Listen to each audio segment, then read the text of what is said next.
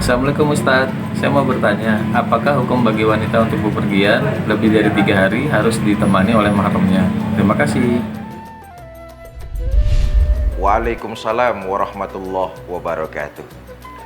Saudara-saudara para pemirsa, bersumber dari hadis baginda kita Nabi besar Muhammad sallallahu alaihi wasallam, di mana beliau bersabda, la tusafiril mar'atu salasan illa ma'azil mahram.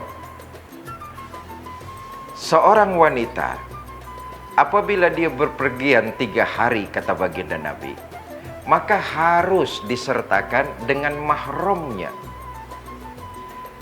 Hadis ini mengatakan ketika seorang perempuan, hukum asalnya kalau berpergian lebih dari 3 hari, maka harus bersama mahramnya.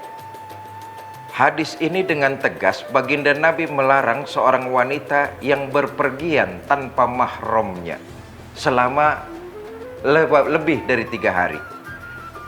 Dia boleh melakukan perjalanan lebih dari 3 hari kalau disertai dengan mahramnya. Apa tujuannya? Agar wanita tersebut terlindungi, baik ketika di perjalanan maupun sampai ke tujuan. Luar biasa, Islam sangat mengatur. Bukan cuma sekedar mengatur, tapi untuk menjaga, melindungi, memuliakan wanita itu sendiri. Ketika dia melakukan perjalanan lebih dari 3 hari, maka harus ada yang melindungi. Kita tahu makhluk yang bernama wanita itu rentan mengalami tindak kekerasan, baik selama dia dalam perjalanan ataupun setelah ia sampai ke tujuan. Kalau tidak ada mahramnya, siapa yang mau melindungi? Kalau tidak ada mahramnya, siapa yang mau menjaganya? Karena itu Islam sangat mengangkat harkat serta melindungi martabat kaum wanita. Saudara-saudara para pemirsa Net TV yang saya cintai, kemudian pertanyaannya melebar. Bagaimana ketika seorang perempuan, seorang wanita yang melakukan perjalanan lebih dari 3 hari karena satu tugas, karena satu kewajiban, misalnya menuntut ilmu. Apalagi zaman sekarang kita tahu beasiswa negara sangat menyediakan itu untuk menciptakan orang-orang yang cerdas, orang-orang yang pintar. Negara kemudian memberikan beasiswa kepada putra-putri kita agar menimba ilmu di negeri orang. Bagaimana dengan wanita-wanita yang mendapatkan beasiswa, baik itu menuntut ilmu, baik itu bekerja, apalagi soal tenaga kerja wanita kita, saudari-saudari kita banyak yang bekerja di luar negeri.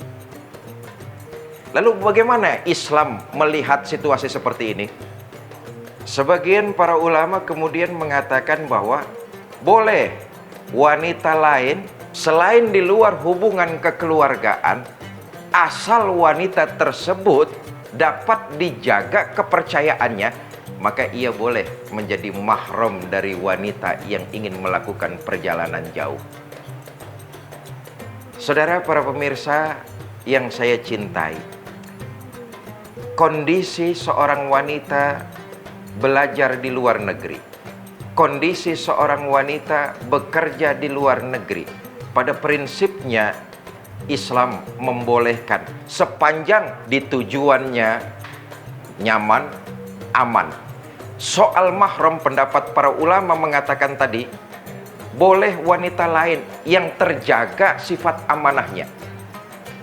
Tetapi yang tidak kalah penting adalah ketika seorang wanita melakukan perjalanan, entah urusannya belajar, entah urusannya kerja, dia harus seizin walinya. Nah, ini penting nih. Kalau wanita tersebut belum berumah tangga, maka dia harus seizin orang tuanya. Kalau orang tuanya mengizinkan, berangkatlah, bismillah. Itu penting. Karena jangan lupa, saudari-saudari saya, gadis-gadis muslimah, keberkahan dari izin orang tua itu insya Allah akan menyertai setiap langkah dan perjalanan kita. Bagi saudari-saudari, para muslimah yang sudah punya suami, maka mutlak diperlukan izin suami. Kalau suami mengizinkan, insya Allah perjalanan akan lancar, keberkahan akan sampai kepada kita. Tapi kalau suami tidak mengizinkan, tunda keberangkatan sampai suami mengizinkan. Janganlah juga memaksakan kehendak, karena ketika seorang wanita telah bersuami, hak suaminya harus juga dipenuhi. Artinya kalau suami mengizinkan, jalan akan insya Allah menjadi lapang. Tapi kalau suami tidak mengizinkan, akan berat juga sepanjang perjalanan, apalagi sudah sampai di tempat tujuan. Wallahu a'lam bishawab. Jangan kemana-mana para pemirsa, karena kita masih akan menyaksikan tayangan yang penuh dengan hikmah.